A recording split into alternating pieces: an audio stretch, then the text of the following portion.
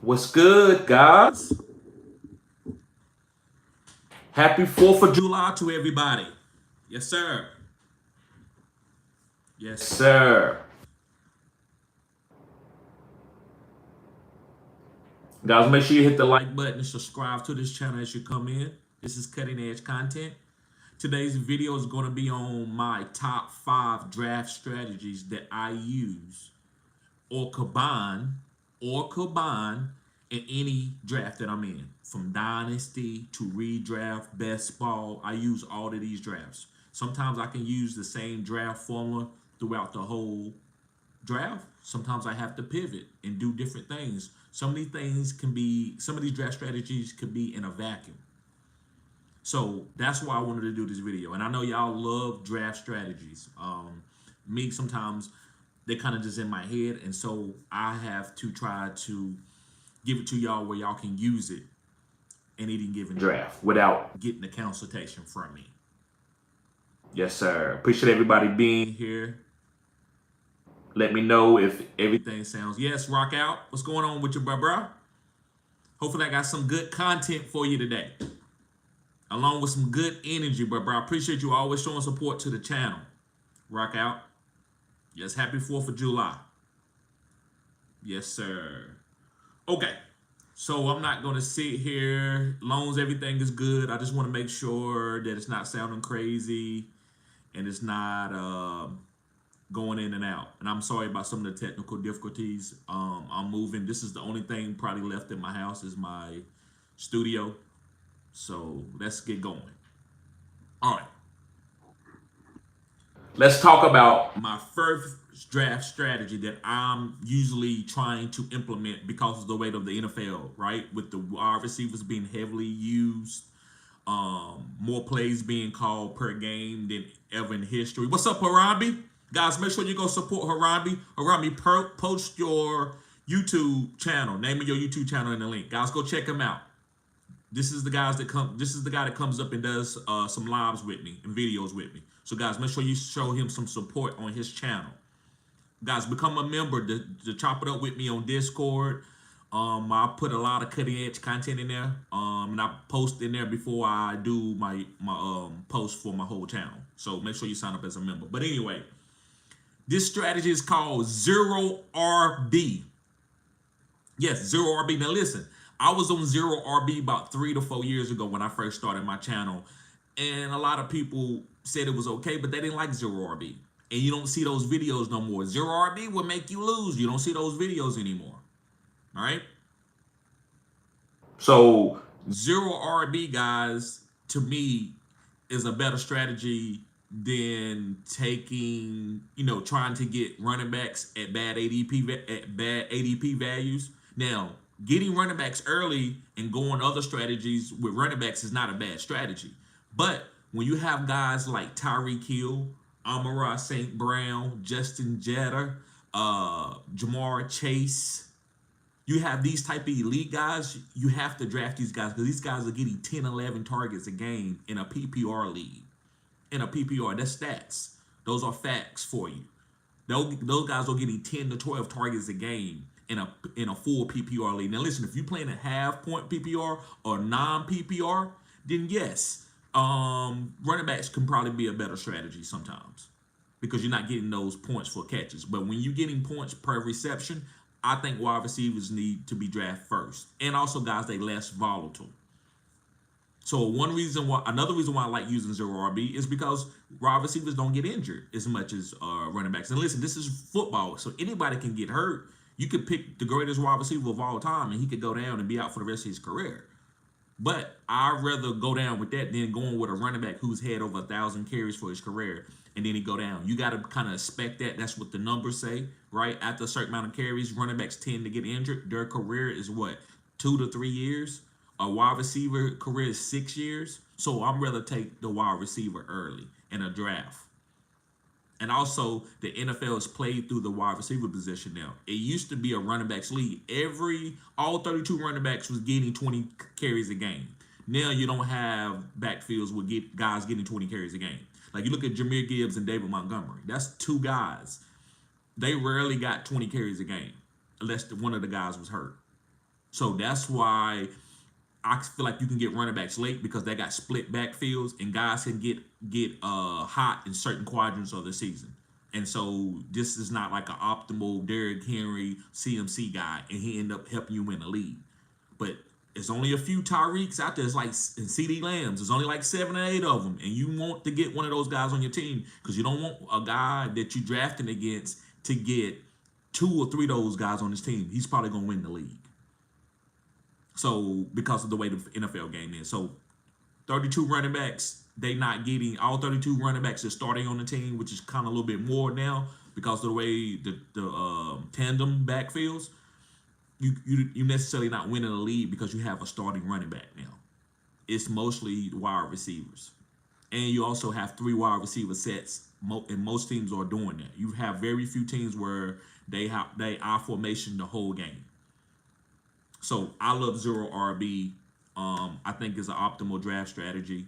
I think if you can get 2 to 3 top 14 wide receivers on your team, you can win the league. You can find a running back throughout the season because you have rookies. You have nobody just coming off the waiver wire. You rarely see a Puka Nacua coming out of nowhere as a wide receiver, but you see that at running backs every single year.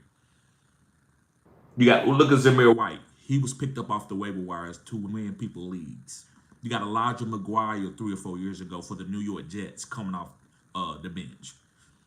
You got James Robinson from the Jacksonville Jaguars coming off the bench, balling out.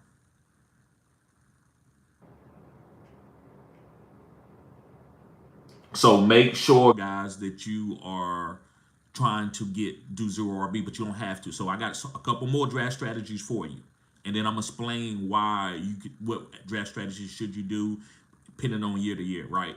Okay. So let's move on, guys. I will get to everybody comment, so make sure you put your comment in. Super chat if you want your questions read out early. So support to the channel. Also sign up as a member. The link is in the comment section or in the drop down box, which is the description box. Okay, so let's move on to my second draft strategy. And my second draft strategy is robust RB. Now listen, I'm using a lot of robust RB this year.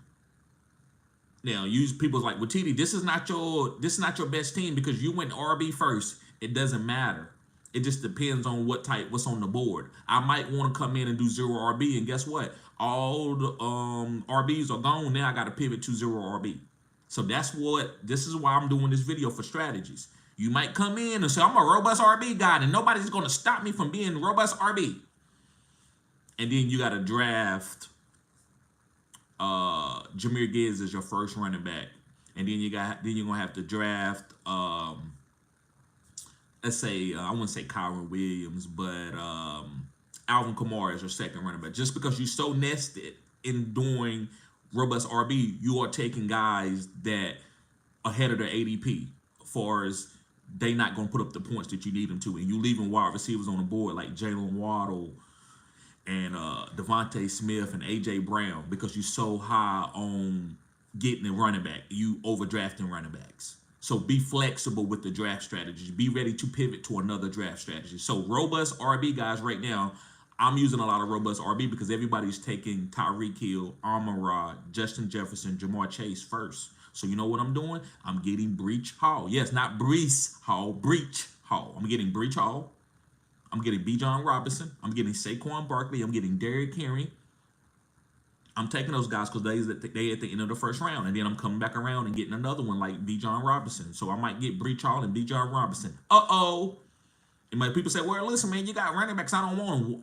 Why would I leave that type of ADP at the 1.7, 1.8? Why am I leaving that type of value at that ADP? I'm not leaving that value. I don't dislike running backs. They're just volatile. But at 1.8, I'm okay with taking those guys there. I'm not taking CMC at the 1-on-1 because he is a running back. That's just my opinion. He could go out there and kill it again this year.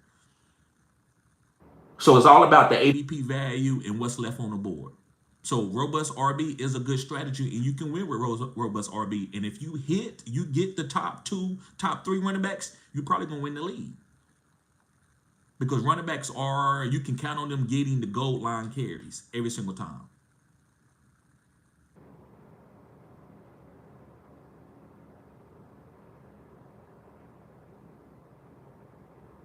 Rock out. I wasn't talking about Kyron as being drafted. I'm just talking about as in a normal draft, not like him being drafted. I'm not giving a real scenario. I'm just giving you guys that you might have to take that you might not be really that high on, but you so focus on RBs, not what happened last year and where everybody went at the perfect ADP. That's not what I meant, but I get what you're saying.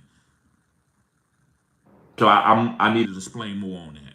I'm just talking about a guy like I don't want to be drafting Kyron Williams just because I want an RB when I got guys on the board like an Amon-Ra St. Brown or a high end wide receiver. But I'm so high on the running backs, I draft Kyron Williams. Right, right. Harami zig and a zag. Okay, let's move on to my number three, and this is the draft strategy that I created. And listen, guys, people get funny, channels get funny. This game is something when you're doing fantasy football. People, when you beat to your own drum, you be your own personality. And sometimes I got to take responsibility because I got a strong personality, and sometimes it can sound cocky, it can sound whatever. But this is a strategy that I created, and I think a lot of people use it, and it's called four quadrants. And so what this mean is, after say I went robust RB, right? And I got Breach Hall at 1.7, 1.8, and then I come around and get B. John Robinson at 2.2. And listen, I don't want to see a comment that say that B. John Robinson is not going in the second round. This is an example, guys. Example. This is an example. So if I get Breach Hall and I get B. John Robinson in the second round, then as the draft go on about 6th, 7th round, then I'm gonna start thinking about guys who's gonna be trending in the fourth quadrant, which is the last 4 weeks of your fantasy football season, which is the fantasy football playoffs. So guess what? I might take Blake Corum. Now listen, not saying to take Blake Corum there, but I'm giving you an example. Just giving. I can't give you the perfect scenario of everybody ADP and it happens in this perfect setup that way because things are going to change as the season go on. But giving Blake Corum is a rookie and he's a backup. If you get Blake Corum in the 7th, 8th round, you stash him. Now all of a sudden, when the fourth quadrant comes around and you in your fantasy football playoffs and they start splitting the backfield or Kyron Williams goes down, you got a league-winning player. Because why? You thought about fourth quadrant. You like, you know what? All these running backs are not going to be starting all season. I need to get guys who got opportunities to break out at the end of the season. And that could be a Jahmyr Gibbs from a couple years ago. A lot of people drafted Jahmyr Gibbs in the 3rd or 4th round. And they start, he's not doing good. But that was a good strategy if you could maintain and hold on and never drop them. I remember a guy, I had a consultation. Every week he said, TD, man, I got Jahmyr Gibbs. I said, listen, if you can't trade him for a Breach Hall or elite running back or elite wide receiver, hold on. He's like, man, he ain't doing nothing. He held on to him, and boom, when David Montgomery got hurt, now Jahmyr Gibbs was the league winner for the 3rd quadrant and going into your 4th quadrant.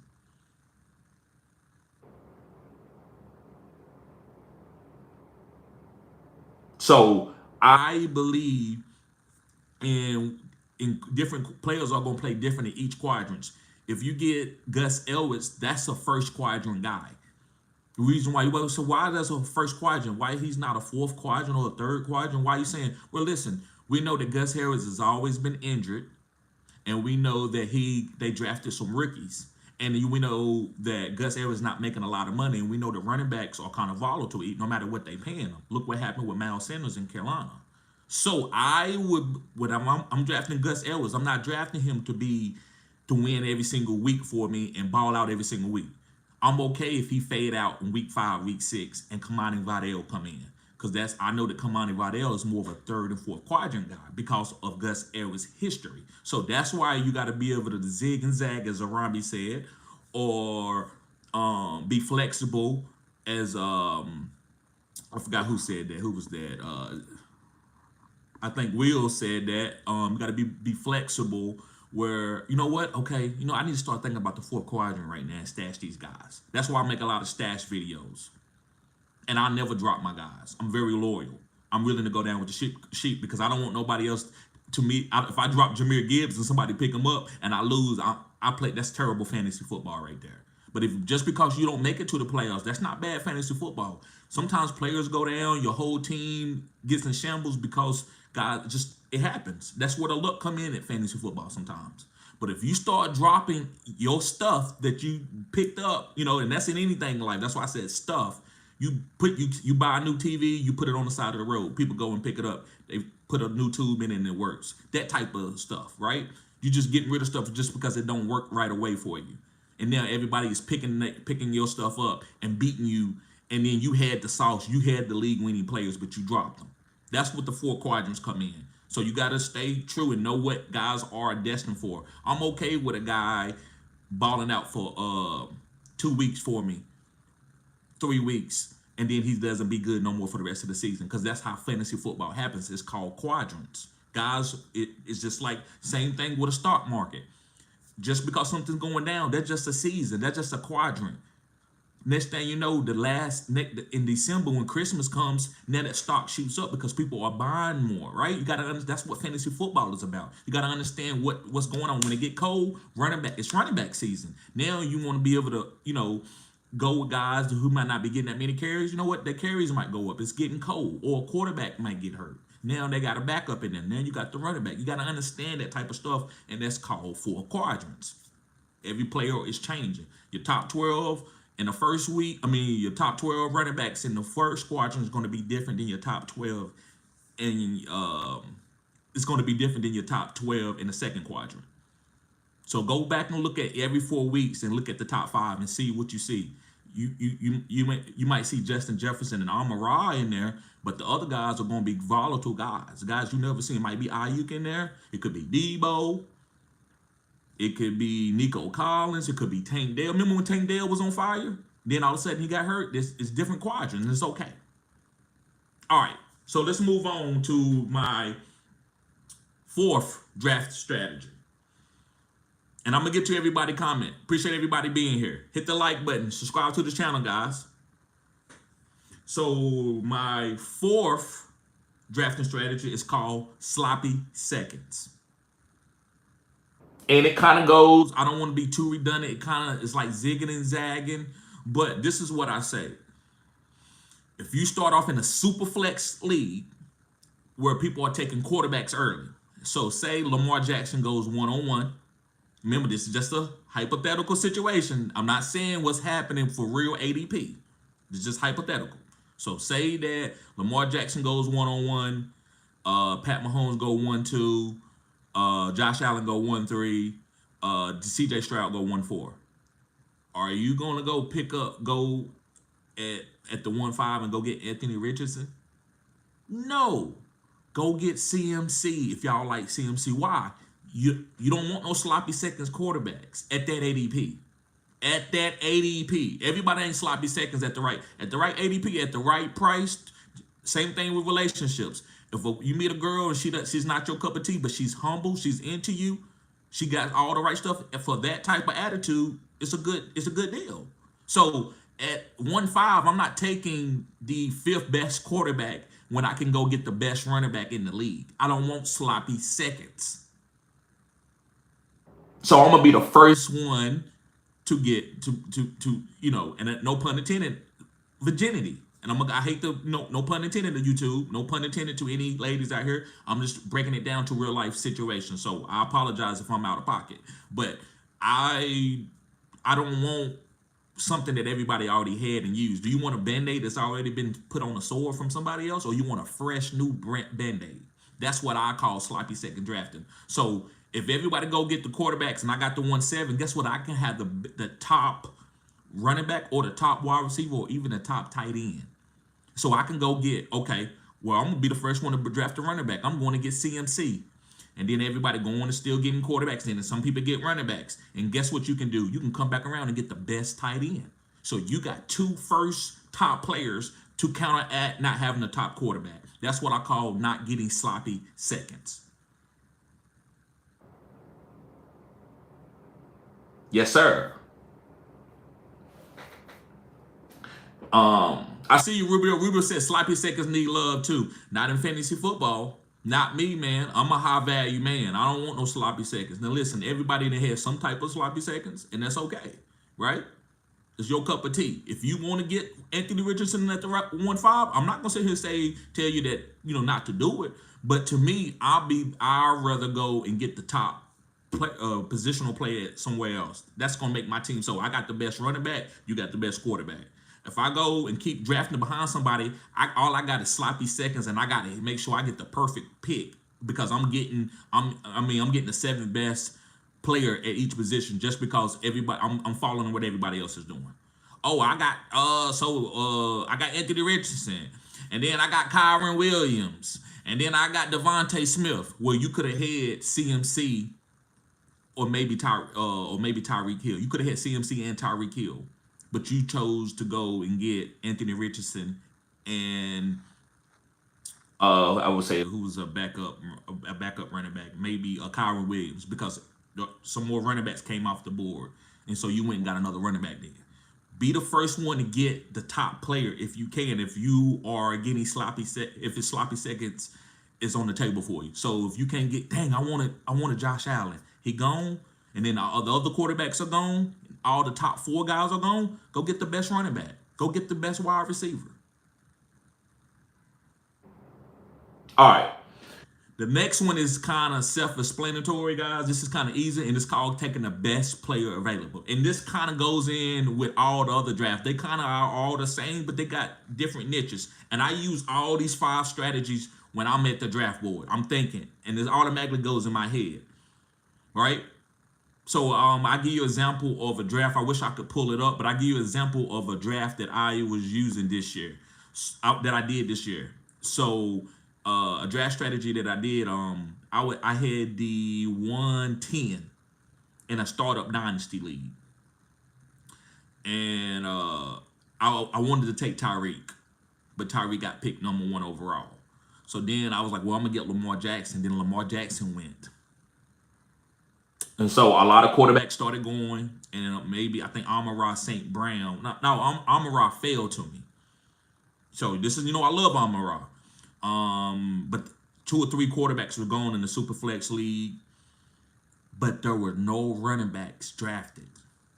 So I was like, I could get Breach Hall, and then I can turn around and get Bijan Robinson, because I think all these guys going to take wide receivers and quarterbacks. I said, I'm gonna go with that. So I didn't get Amon-Ra. I like Amon-Ra, but I said, no way, he's the second and third best wide receiver in the startup. Excuse me. I said, let me get Breach Hall. So I took Breach Hall. Came back around. Boom. At that 2-2, Bijan Robinson was there. I got Bijan Robinson. So then going around, guess what? Still no running backs are going. No running back, because I got the top 2 that would go there. So everybody's still getting wide receivers and still getting quarterbacks. And guess who came around to me at my pick at the 3rd round? CMC. So I got Breach Hall, CMC, and Bijan Robinson. That's called taking the best player available, also mixing it with no sloppy seconds, and also looking at the 4th quadrants also.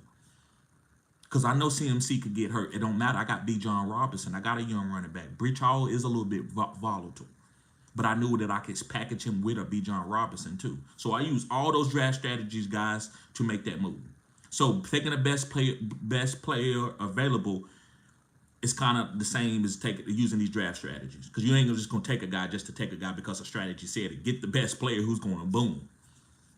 Now I love Amon-Ra, but I'm just gonna be a running back draft here, because I'm gonna be able to get the best running backs in the league instead of having an Amon-Ra and having to get a Jordan Addison or something like that to depend on my team to win. I know, guys, it's a lot to it, but it's just the way I see it. You don't have to do it what I say, right? That's just the way I see it. So yeah, guys, best player available is not. I don't really have to make say anything about getting the best player available. We all know that. We all can do that strategy, and that's going down with your ship, right? If you like a player, no matter what I say, I can say fade Jamar Chase.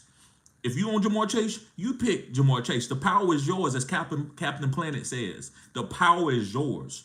So all I'm doing is giving you my assessment. Now listen, I might not give you a bunch of numbers. Hey, listen, he caught 11.7 passes per game and all this and that. Listen, that stuff works. Numbers matter to a certain extent. But nobody can guess that Amon-Ra is going to break out. That's not, to me, that's not a you just going with your gut per se, right? You have to really know about that and see what this guy can get. Now, you can get lucky and draft a guy like a Puka Nacua and he can end up hitting. But sometimes, guys, you have to just go with the best player available who you believe in. All these strategies can be used in the same draft. Okay.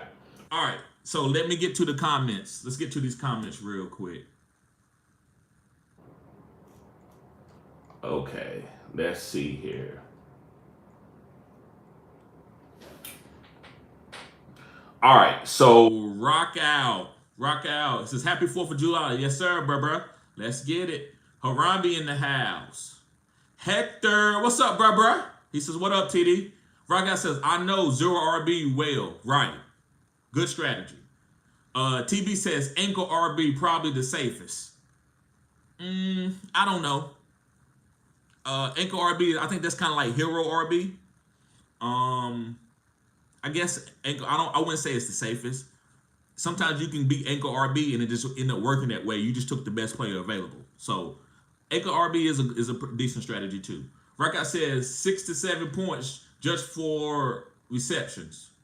Right, brother. In PPR leagues, that's why being 0 RB and taking that wide receiver early, you get 6 or 7 points of boost.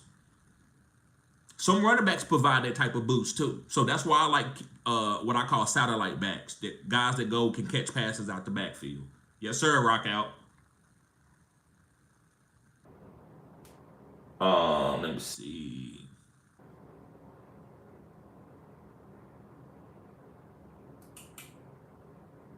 Okay, let me see. Yeah, Big Will says 0 RB. What's going on, Big Will? I see you, Zach. Rockout says Kyron was drafted. Right, Kyron was drafted. Again, I was just using an example like in this year's draft. So I'm sorry if I got confused, made it a little bit confusing what I was saying. Josh Sharp, what's up, bruh? What's going on with you, Josh?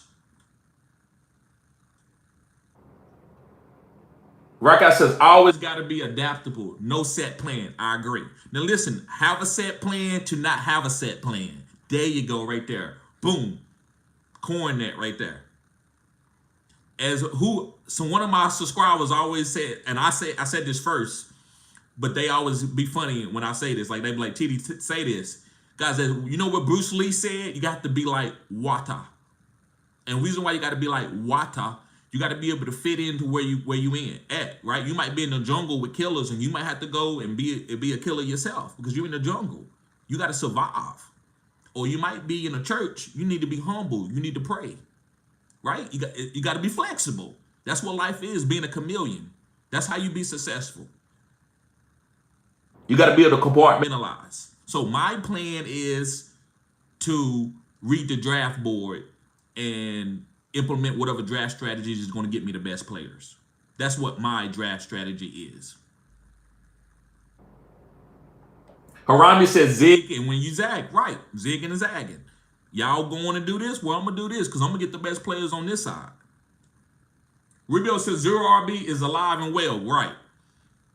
But don't believe leaving these top value running backs on the board at great ADPs. Make sure you hit the like button and subscribe to this channel. This is cutting edge content, guys. Rockout says, I'm saying you can always find gems on the waiver wire during the season. Right. Okay. Facts. That's why you want to go 0 RB, because you can always find you a running back on the waiver wire. That's facts, bro. Facts. You got to know that, too. You got to know, like, you know what, man? I'll be able to find somebody on the waiver wire. I'm going to keep working the waiver wire. Or I got a waiver wire team. Like, I got to work the waiver wire because I pivot and I didn't pick a tight end. So now I got to be looking for the waiver wire, the first tight end that's going to boom. That way, if he breaks out, I got him. So now you got to be the first one to get that tight end because you faded the tight end position during the draft. TB says, do you guys have player rankings? Yes, I have player rankings. I have a draft guide.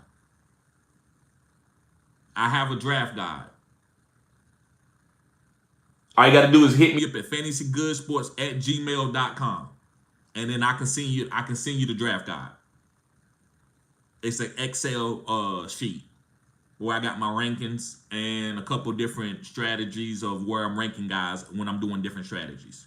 And I will be adding to that as the season get on, as we get closer to football through training camp. Appreciate you being here, TB. Zach says, if you draft Gus Edwards, keep for the first few weeks, then trade him for a third or fourth quadrant player. Come on. Shh. Stop it, Zach. Stop it, Zach. You right, bro. Facts. Facts.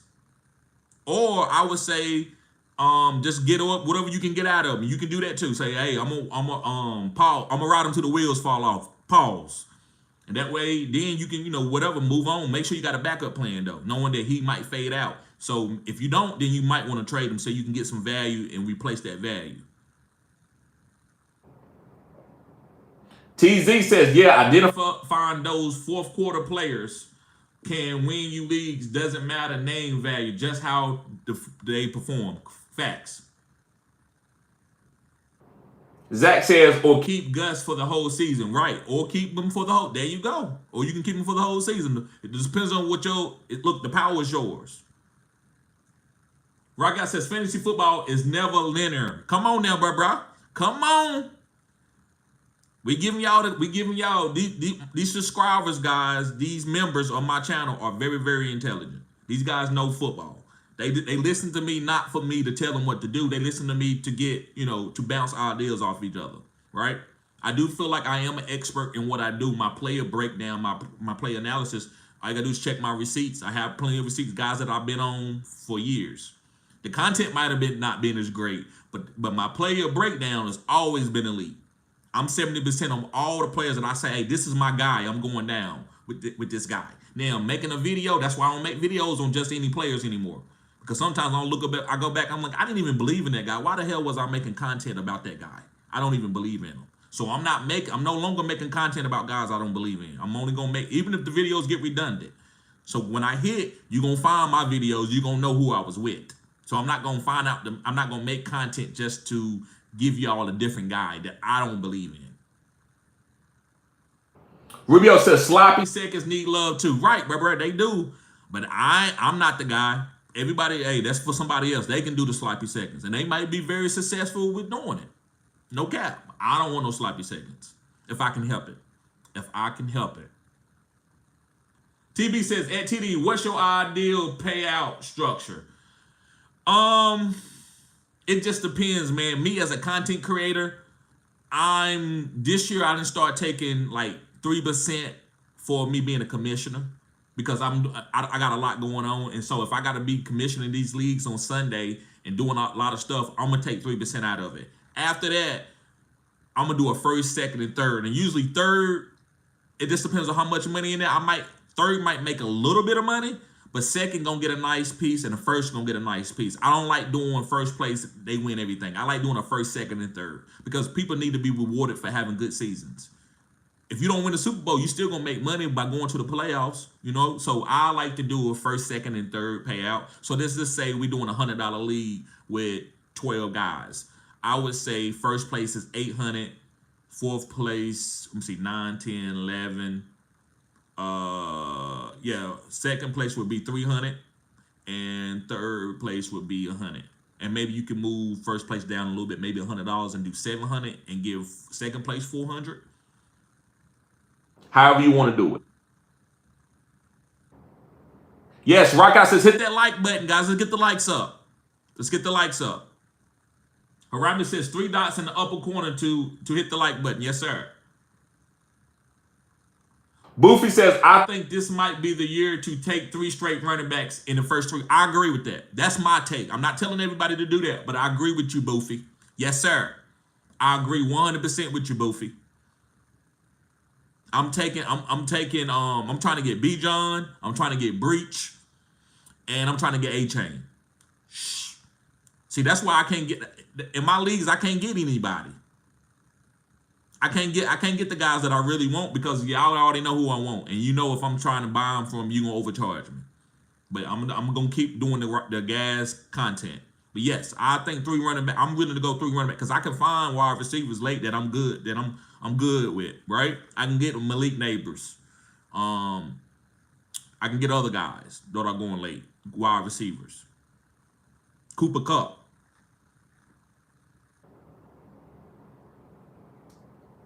Right. Boofy said no one is doing it. Facts, Boofy. That's zigging and zagging. Bruh. Facts. Subscribe to the channel, Boofy. Good to see you here, bruh. I agree 100% what you're saying, man. That's what I think. I'm not sitting there saying this is facts and I'm the only one to write and this is the only way to do it. It's not the only way to do it, but that's the way I'm doing it this year. I'm taking a lot of running backs this year because nobody's taking them. So hey, give it here. I take it. Give me them pennies, and I'm gonna turn them into dollars. He said you could get B. John, Taylor, A-Chain, Kyron. I didn't even see that comment, and he's right. And then taking Kyron last at that type of ADP value, yes. B. John, Taylor, A-Chain, right. I think you can get, and earlier I was getting Breach and B. John. Earlier I was, but now you can't get Breach and B. John. They're going in the first round now. But earlier when I first started drafting, I was getting Breach and B. John. Boofy says, what do you guys think? I agree with you. Let's see here. Broad Street Bullies, what's up, bruh?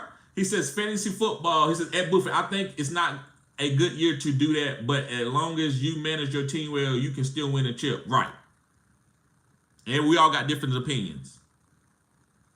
Buffett says, agree with me or him. Buffett says, 3 bell cows in one lineup, a whole lot of moolah. I agree. If they stay healthy. And even if one of them getting hurt, she's still going to be okay. What's going on, Aaron Holloway? What's up, bruh? Isn't standard 2-2 flex? Right. It just depends on what league you're playing in, Boofy. TZ says, yeah, you gotta like watching the players you draft as well. Right. Facts. Facts. You gotta go down with the ship, guys that you like. Don't go off of what somebody else takes. Now, when you need that, you go to it. When you need somebody's advice, that's fine. TZ says, trying to get the best player available in accordance with your needs is the best way, but it's hard. Sometimes you lose your way getting caught up in the draft. Facts.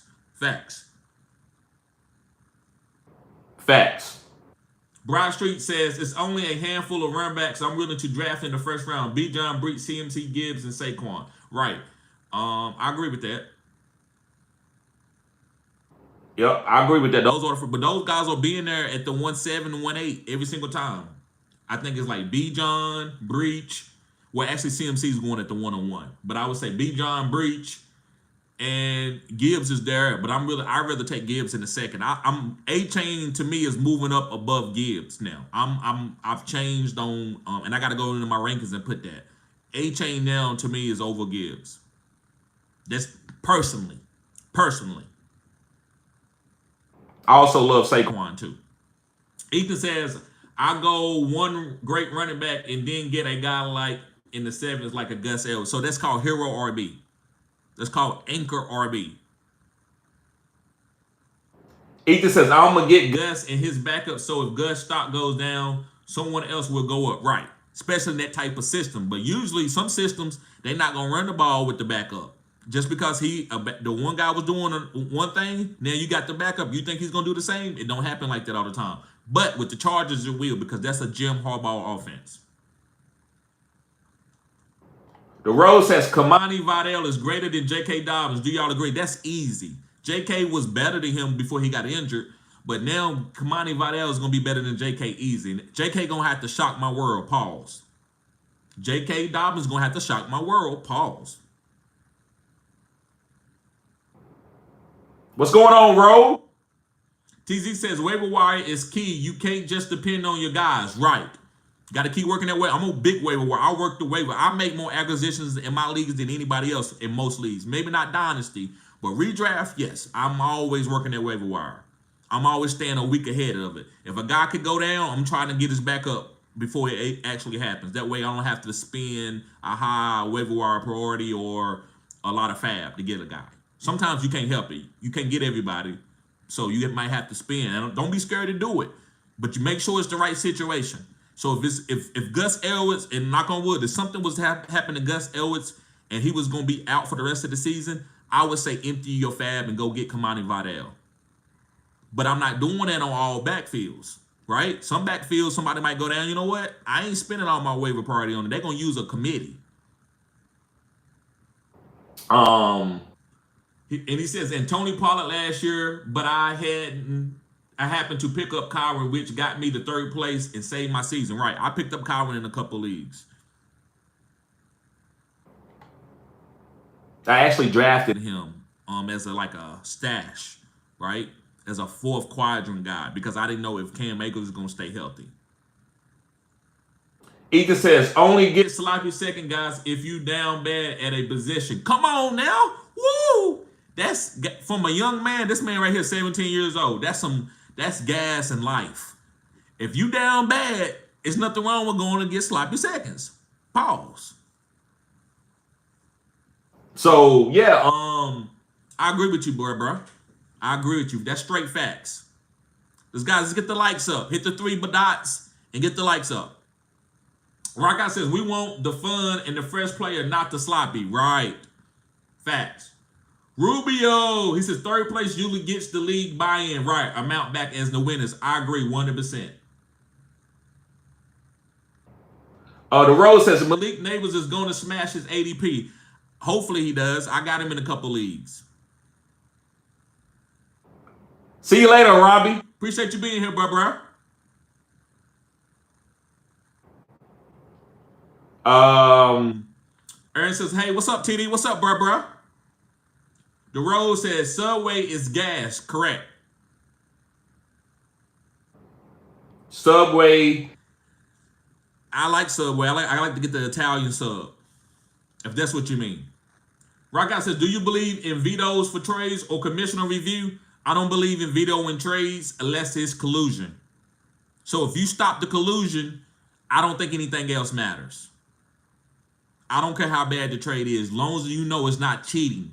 If you think somebody's giving something up because somebody's like trying to do a scratch you back trade, like let me get this and I give you this later, that's cheating. We don't do trades. Every trade's got to be a good trade. It can't be no crazy trade because you're gonna scratch my back later.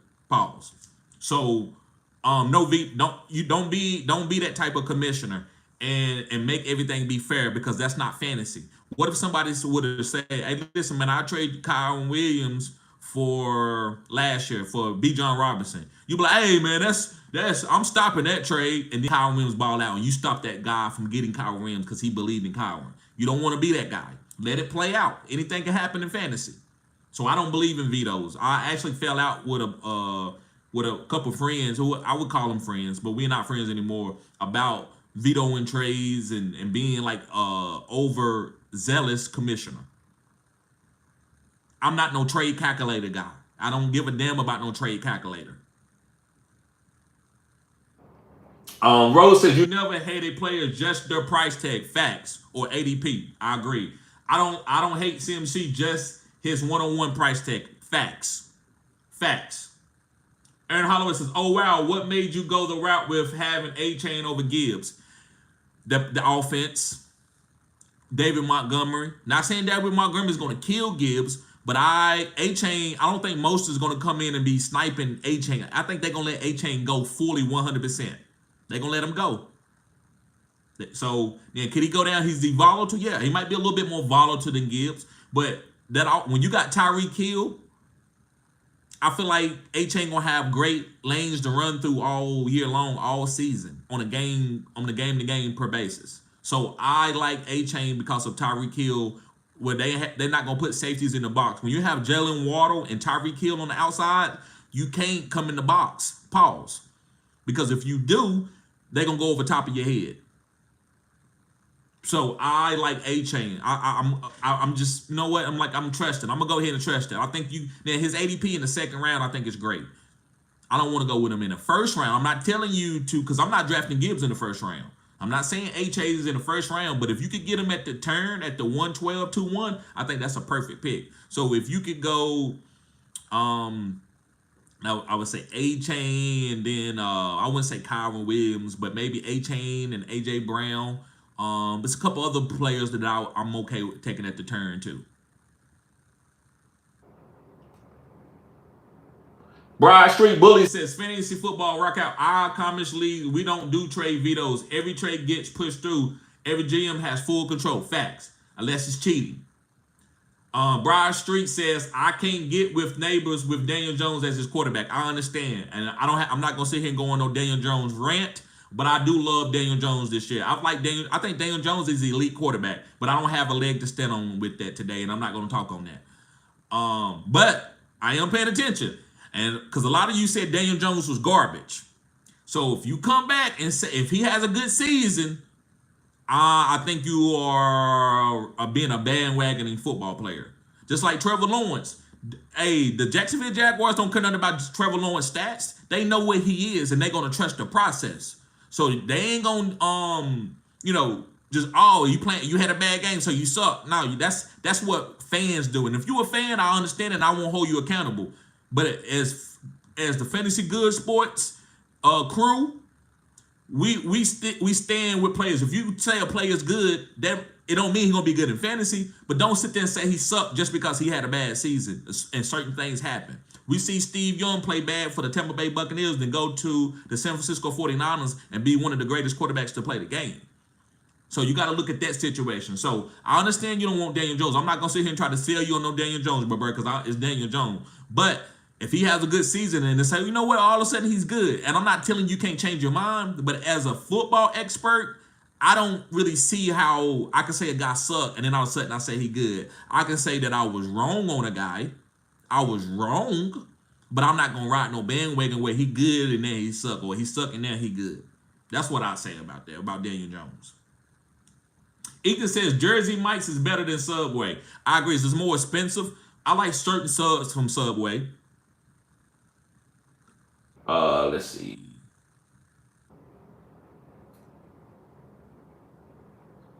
Ethan says, okay, there we go. Broad Street says ADP too high for neighbors. He going in the third and fourth. I think that's perfect. That's better than Marvin Harrison. I'm not going with no Marvin Harrison in the second round. That's too early for me. Even though he might go out and smash, and I know Marvin Harrison can play. I just can't take it. But in the third and fourth, I'm willing to take a rookie wide receiver that's got full control of him getting targets. I'm okay with it in the third and fourth, preferably in the fourth. The road says never video unless it.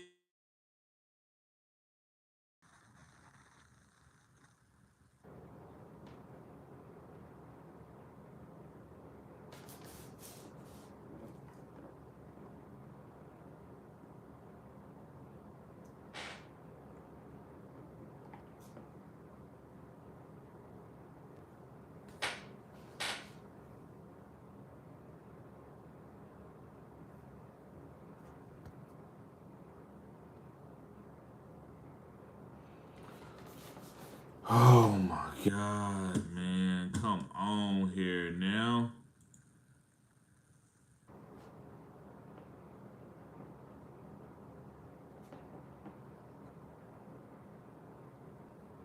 Okay, there we go. There we go. Apologize, guys. I got a phone call. Okay, what about, is everything all right now? Give me a thumbs up in the chat if everything is okay now.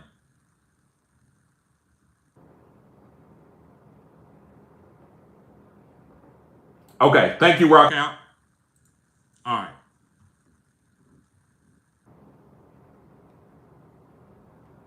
Okay, yeah. So, Strong Force, what's up, bro? Glad to see you here. Subscribe to the channel if you're new. This is cutting edge content.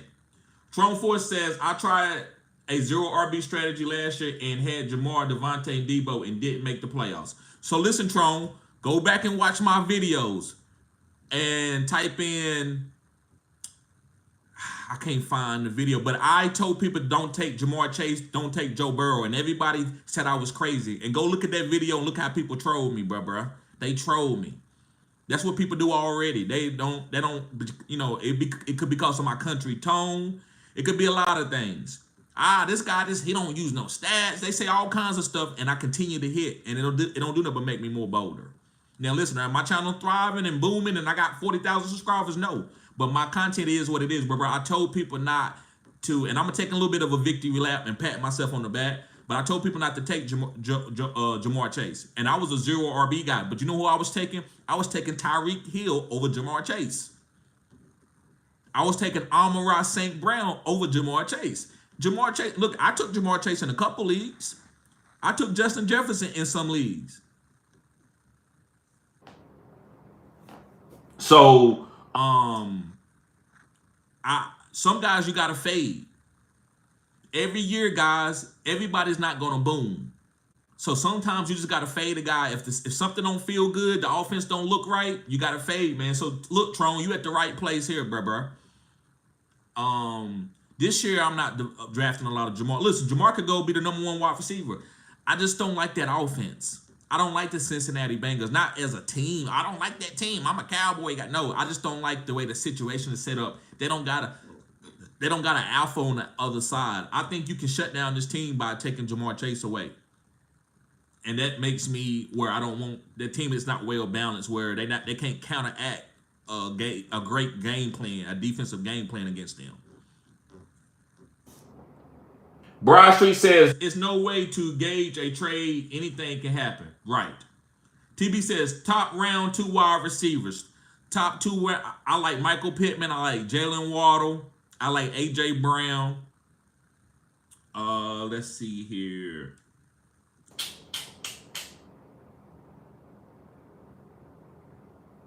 Round 2 wide receivers. I like Devontae Adams. I like Garrett Wilson. Those are my round 2 wide receivers that I like. Devontae Smith. I like him too at the end of the second round or third. I'd rather wait to get him in the third.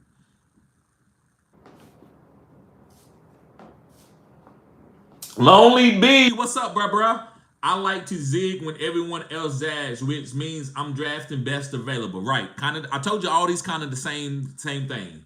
No sloppy seconds, zig and zag, best available. They all are the same. But they got little niches in them, right? Little things that change it.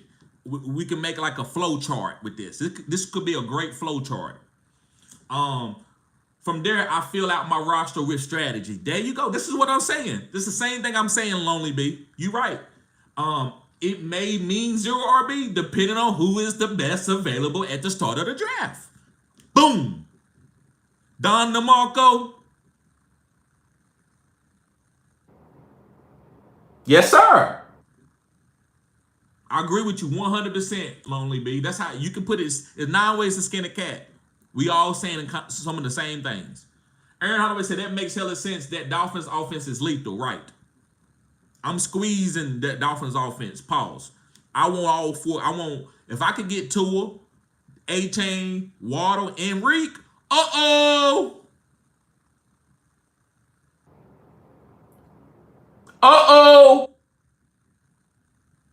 The Rose says prospects of Malik Neighbors' talent nearly always paying out. I feel like he's going to ball out this year. He could. I like his ADP. Samuel Watkins is the one exception.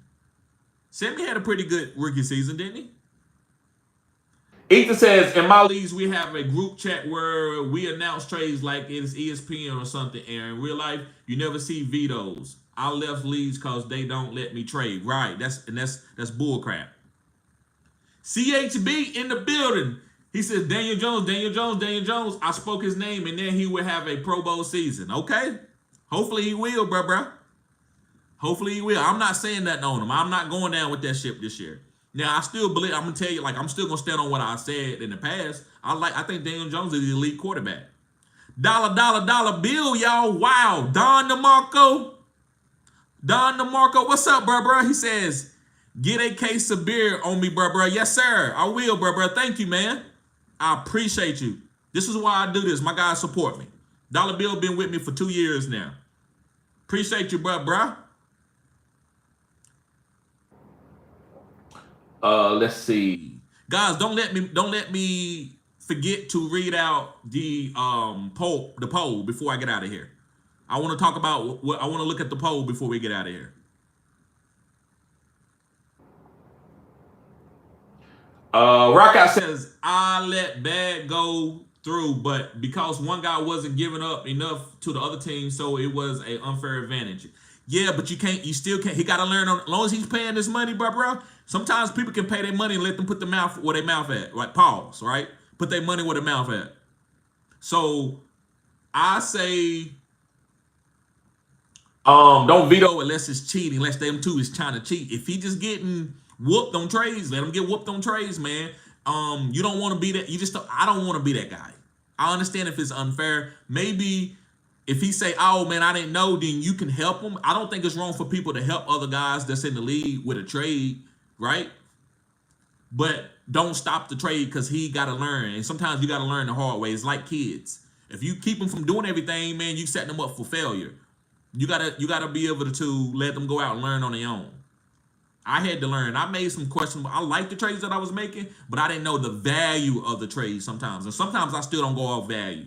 Sometimes you need value when it comes to picks and dynasty, but then when it comes to players, I don't really believe in value. I believe just do the player for play. Well, whatever players you're doing, you're just doing it. But sometimes when you're doing like a third round pick, I want to give up a guy that's good for a third round pick. So I get that. Let's see here.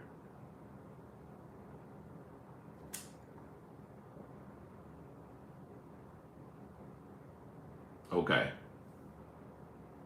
Yeah. TZ says, I see you, CHB. Appreciate you, bro. Appreciate you. We can do these mock drafts, but listen, I'm gonna call you. We're gonna talk later. Yeah, I like Daniel Jones last year. I don't think he is trash, but I don't see his situation with the Giants this year much better. It's more so his situation. I agree with that. A lot of players are in bad situations or it just don't fit them. Edith says, TD, how you feel about Kyle Mulligan now from Rutgers? Bruh, let me look him up. Bruh.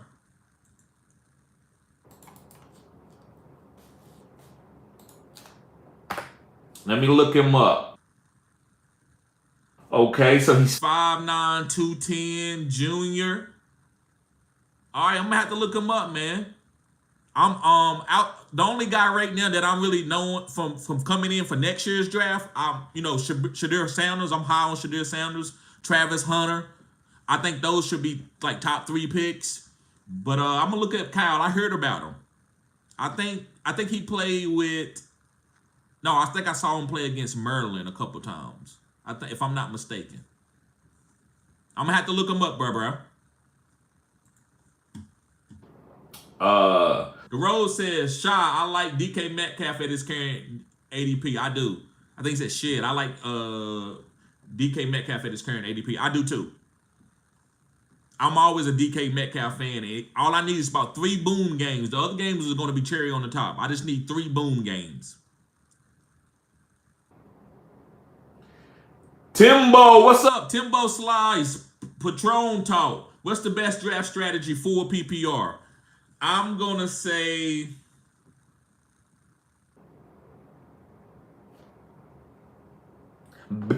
I guess I wouldn't say no one is better, but I would say just to keep my doors open, to be flexible. I would say best player available. That way I can pivot to 0 RB when I need it, and I can pivot to robust RB or anchor RB or start thinking about the 4 quadrants. So I know somebody said 4 quarters, 4 quadrants here. I'm one of the first guys to talk about quadrants, like a stock market, what players tend to do. And you want to be just like you want when you get ready to retire, you want your portfolio doing this. At the last, when you 63, 50. So but you don't mind if it's going down when you're 30. You just want something to be trending when you're 60. So the same thing I look at players. I just want in the last end of the season, I want players who are going to be trending up, who's going to be playing good, who's starting, who's getting a lot of targets. Appreciate you being here, Timbo. Hit the like button. Subscribe to this channel if you're new, guys. This is cutting edge content. Adam says superflex mean I'm picking 2 quarterbacks off top. Not me. Because if you do, I'm not now if I can get the first number 1 overall or number 2, if my quarterback that I believe that's going to be the best is on the board, I don't believe that's sloppy seconds. So if I'm picking at pick 5 and I want CJ Stroud and I believe CJ Stroud is the number 1 quarterback, and I was going to pick CJ Stroud with the #1 overall pick or #2, yeah, I'm willing to go and take a quarterback. But I'm not going to take Anthony Richardson just because it's super flex. I'm not saying Anthony Richardson going to suck, but if I don't believe in Anthony Richardson, well, I'm going to go take him just because it's super flex. Go get Tyreek Hill. Go get Amon-Ra St. Brown. Go get Justin Jefferson. That's how I believe, Adam. That's my strategy. TZ says faded Chase and Jefferson last year. I didn't fade Jefferson. I actually picked Jefferson in over Tyreek Hill in one league, and I hate that I did it. And I went safe instead of going with Tyreek.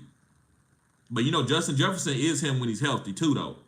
Last year too, I started to look at the system they are in. Come on now, how the OC uses his stars. Come on now.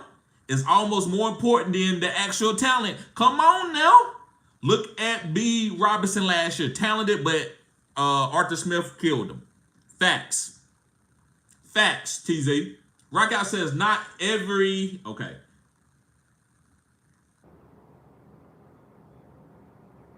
Rockout says not every highly subscribed YouTube channel has high engagement. Thank you, brother. I didn't know that. I did not know that. Do you believe my channel is high engagement? I think it's pretty high engagement. I think my subscribers are loyal. I got about 15 to 20 guys that are always watching my videos and always subscribing. I'm trying to grow that. But thank you, brother. I do think my channel would be high engagement.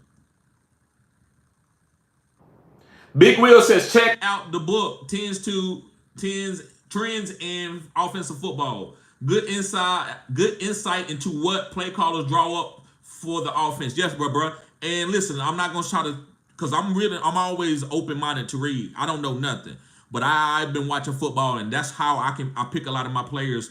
Man, I can tell you what plays are gonna happen. Me and my dad used to watch football together. And I'd be like, watch this, they about to go to the outside, they about to throw it deep, they about to throw the slant. And my dad would laugh. I could call a guy. I've been playing football, I played it. I've been watching it. I've been coaching it for so long. I just can feel the game. I can feel it. Pause.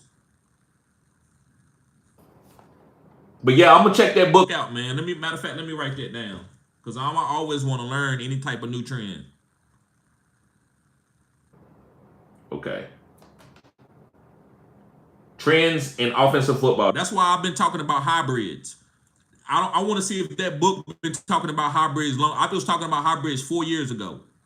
Well, nobody talking about no Deebo Samuels, like far as how they're gonna use him, and Tyreek Hill, how he should be used, and he could play running back and he can play wide receiver. And you're gonna see, guys, you're gonna see 3 or 4 Tyreek Hills on the field, or Deebos, where these guys can line up anywhere. They can line up at running back, tight end, or wide receiver. That's the new game, where you ain't gonna be able to you ain't gonna be able to be a defensive coordinator and put the right personnel on the field, because these guys can line up anywhere. You're just gonna have to get you some guys who are flexible, who can guard a wide receiver, and who can also tackle if it's a running play.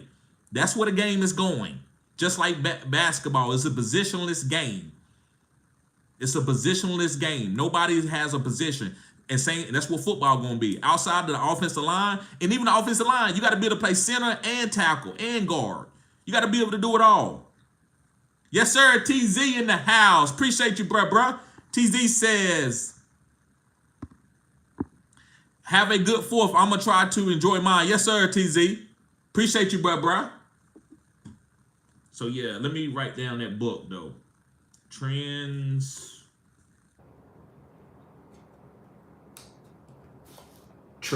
in offensive football.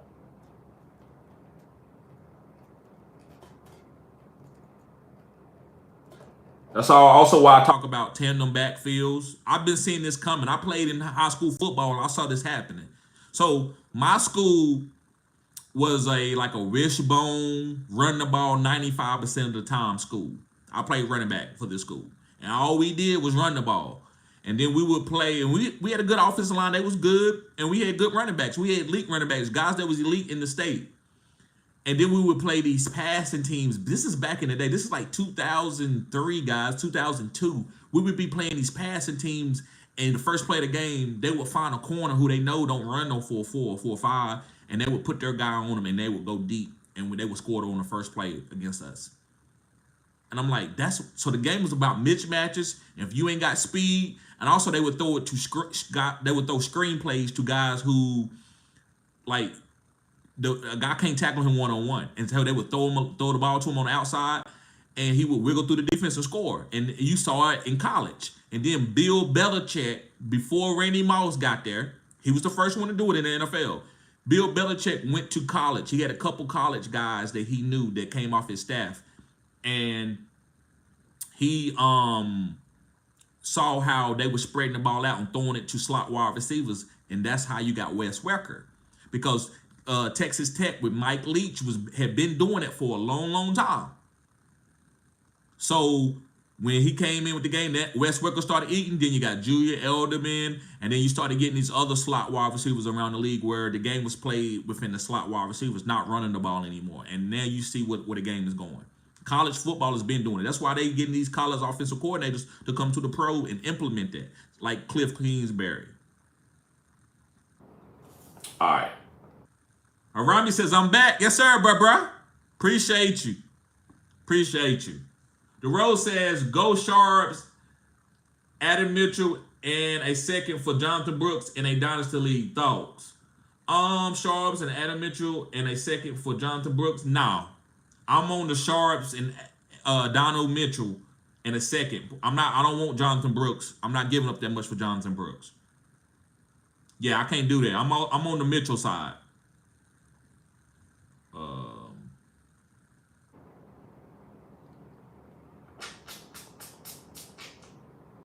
The Rose says Trayvon Henderson is someone I want in next year's draft. Trayvon Henderson.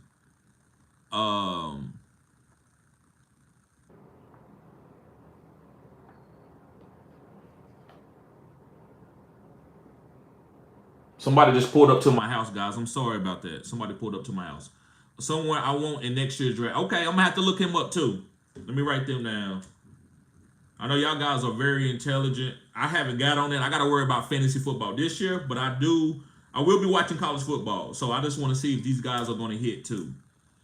Ethan says, yeah, Kyle Managa led the Big Ten in rushing yards as a sophomore, and he's small at Rutgers, which I thought that was different, and I like different players. Right. Facts.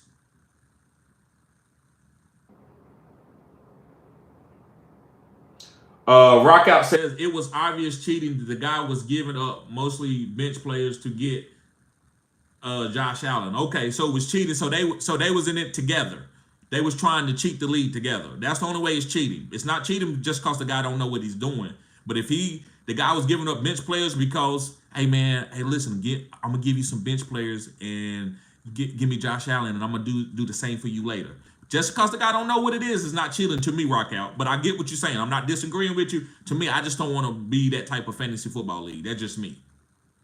Yes, Isaac says, happy Independence Day. What's going on with your brother? Hopefully you healing well. Yes, sir. The Rose says, did Cam Akers get signed? Sleeper put him back on the Vikings. I don't know. I have no clue. GDLT, what's up, bruh? The Rose says, switch QJ to running back, and he can be special, and I'm calling it. I agree. I said that too. I think he reminds me of Cordell Patterson. I think they try to use Cordell Patterson at wide receiver, and he wasn't that great. And they switched him to running back at the end of his career, and that boy he's been good ever since. And his kick return always been like that. Pick QJ at kick return too. I say put QJ at. Sorry about that, guys. Favorite late round running backs. I would say Chuba Hubbard. Let me look real quick. Chuba Hubbard.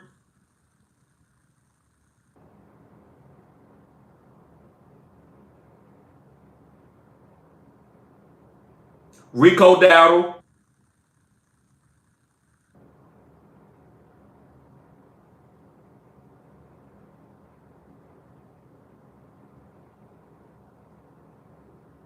And Zach Charbonnet. Those are a couple of late round running backs that I like. Rockout says Ohio State running back Henderson. Okay.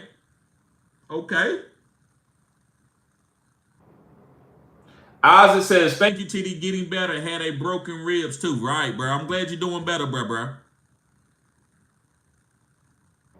All right, so let me look at this vote. Let me look at the poll vote. Guys, make sure you hit the like button, subscribe to the channel. This is cutting edge content. Let's get the likes up, fellas. It's called the HBO special. Help a brother out. All right. So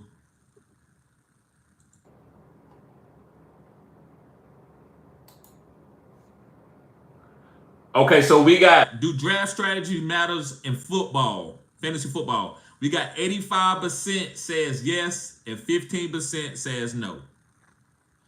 To me, after looking at that data, I would agree with the 15%. And you might say, what? This is what the video was about. I think you can do best, just take the players that you want, and it can end up being a strategy. You didn't mean to do the strategy, but you still took certain guys and it ended up being a strategy. So you might want, hey, you know what, man? I don't think this guy's gonna be healthy, so I'm gonna get this guy. And then you do this, and then the next thing you know, you went robust RB, and then you went fourth quadrant, and that was a strategy. But you don't even know what that strategy is. You don't even know that strategy name or anything. So I believe it don't matter all the time, but if you know what you're doing, I think you can even get better at it. And no matter where you're drafting at, you can use different strategies. That's when I think the strategies come in. I don't think you need to do a strategy in order to win. So I just wanted to break that part down. All right, guys. Well, I guess I'm gonna get ready to get out of here. I'm gonna try to go live again today. So guys, I thank y'all for tuning in. Have a great 4th. See y'all later. Peace.